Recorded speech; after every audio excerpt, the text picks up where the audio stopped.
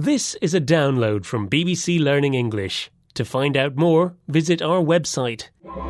6 Minute English from bbclearningenglish.com. Hello and welcome to 6 Minute English. I'm Alice. And I'm Rob.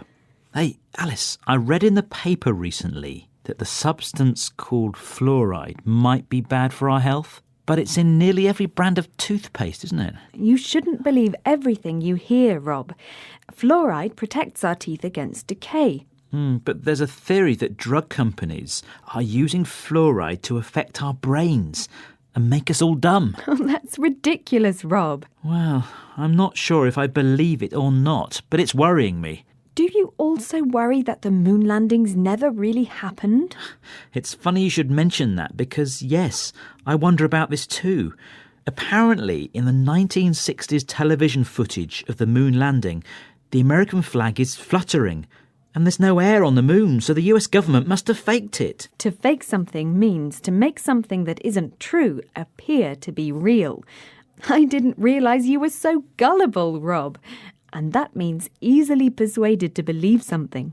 I just like to question things. Oh, I see. I have a healthy distrust of authority, Alice, and today we're talking about conspiracy theories. A conspiracy theory is a belief that some organisation or group of people is responsible for a situation or event through secret planning. We'll talk more about how healthy this type of distrust might be later on in the show. But now, please focus your intellectual powers on today's quiz question, Rob. Around what proportion of the US population believes that the assassination of President John F. Kennedy was not the result of a lone gunman? Is it A, 6%, B, 16%, or C, 60%? I'll go for B, 16%. Well, we'll find out if you chose the right answer later on in the programme. But for now, let's move on. Let's talk about what types of people are thought to be susceptible to or likely to be influenced by conspiracy theories. The stereotype is of a loner, maybe male, middle-aged, sitting in front of the computer. But in actual fact, this isn't true. People of all ages and from all social classes are susceptible to conspiracy theories. Lots of us worry that important things are being covered up. And a cover-up means an attempt to prevent the public from discovering information about something important. Let's listen now to Professor Chris French from Goldsmiths, a college within the University of London, talking more about people who believe in conspiracy theories. There are quite a few personality dimensions that seem to be related to believing conspiracy theories, and not surprisingly, paranoia is one of them.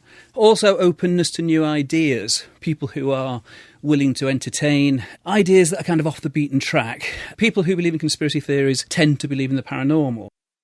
That was Professor Chris French. So he says that paranoia is a personality trait or quality that leads some people to believe in conspiracy theories.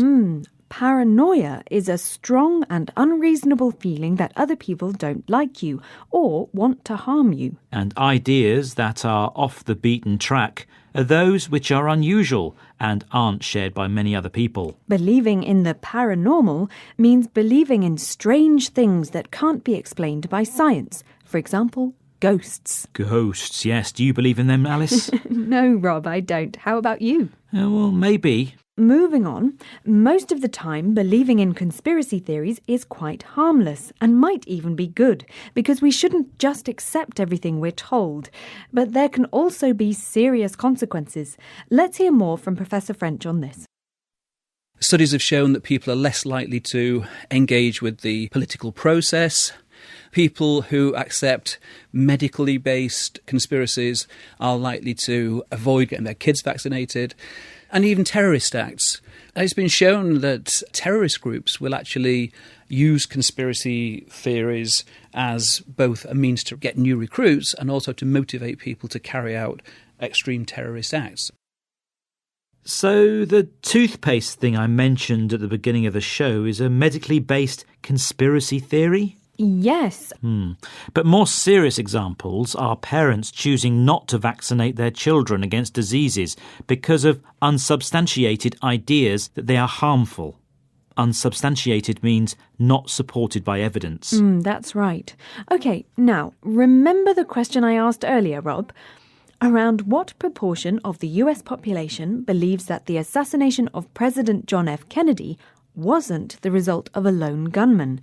Is it A, 6%, B, 16%, or C, 60%?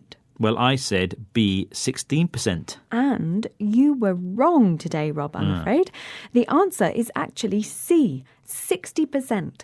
And this statistic comes from a Gallup poll from 2013 that suggests a clear majority of Americans still believe others, besides the gunman Lee Harvey Oswald, were involved. That's more than I expected. But they might have a point. There you go again. Come on, Rob. Now let me remind everybody what words we've heard today.